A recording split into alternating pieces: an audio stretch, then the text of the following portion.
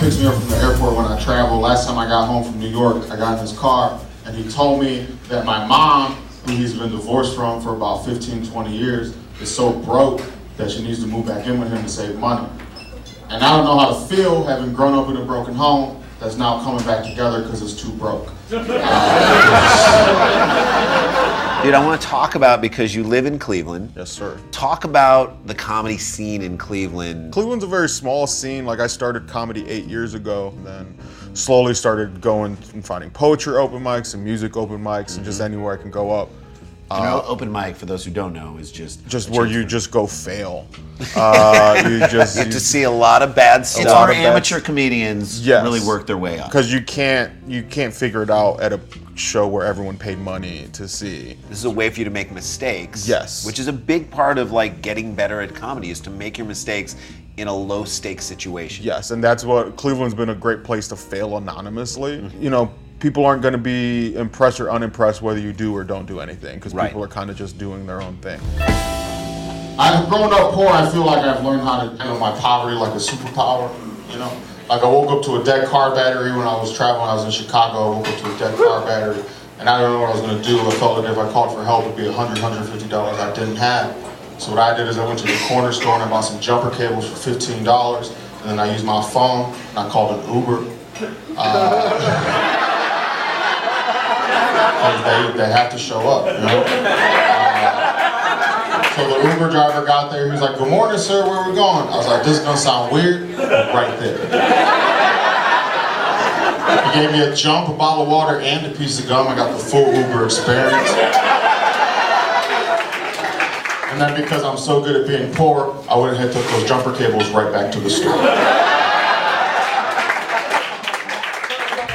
So you felt a shift in your comedy when you started looking inward at your own life, what's going on for you personally. What's something that's happened to you recently that you were able to sort of turn into comedy?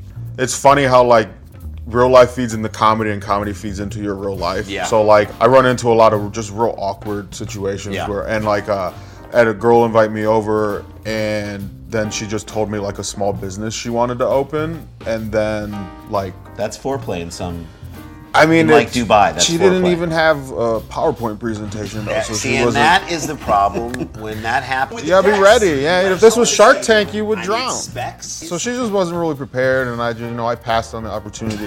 Very nice. You let her down. But so like I did that joke in my special, and I had met a girl when I was down there taping, and I invited her to special, and then she was like, "Oh, let's hang out." So then like I went, and she came to my hotel room, and then like she smoked my weed, ate all my snacks, and then told me about a small business she wanted. No. And then she left. No. So I'm like, oh, well, now I maybe need to stop doing that joke. As comedians, we do this all the time too. Sometimes you want a situation, you don't want it to be mediocre. You either want it to be really great for your life or really terrible so you get the story. Yes. Is that when the it's way? Right, yeah, because like I always tell younger comics who are like, all they do is comedy. I'm like, you have to remember to live a life worth joking about. My sister has 3 kids, and I like most of them. I only have issues with my 14-year-old niece. She's mean as shit to me. She'll look at me like, "All I want you to do is get away from me because you're fat and ugly."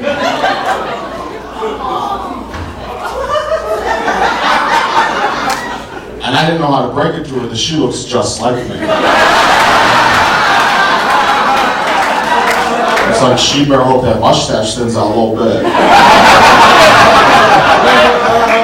She recently asked if I would come to her school and tell some jokes for Hobby Day. And I was like, "Oh, that's cool. You think my career's a hobby?" Thanks for keeping me humble.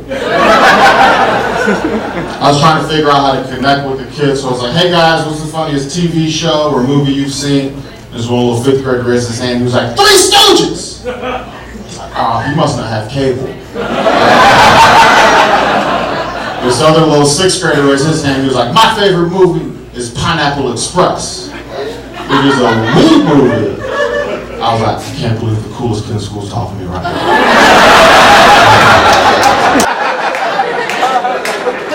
Like to have fun. One time online, I started my own trending topic called Joanne Fabric Slogans. It's like a crafting store you were like yarn and burlap from. bunch of people wrote some. I turned my favorite ones into jingles. I'll do a couple before I get out of here. The first one is Joanne Fabrics, cause you need something to do with grandma while she's still alive. Joanne Fabrics, where homeschool kids go on their field trips.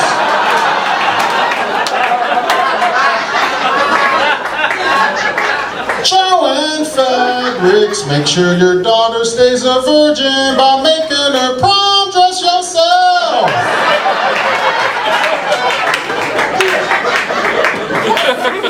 I really like that joke, but the first time I tried to do it in front of an all-black audience, like nobody laughed. I didn't know why until after the show. This nice old black man came up to me. He was like, "Hey man, black people don't do crafting." That's way too racist to be true.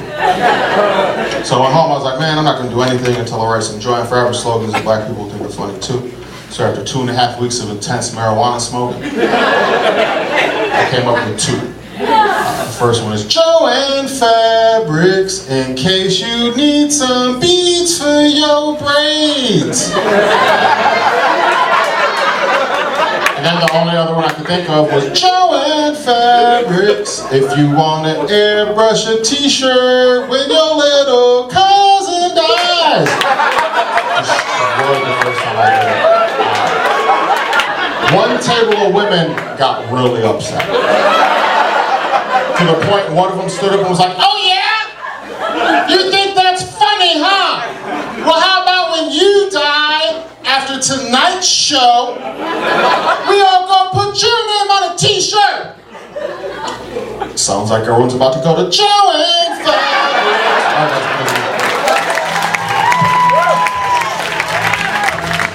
I guess the last thing we have to tell you is about a small business that we'd like you to invest in. Great. Is that okay? Yes.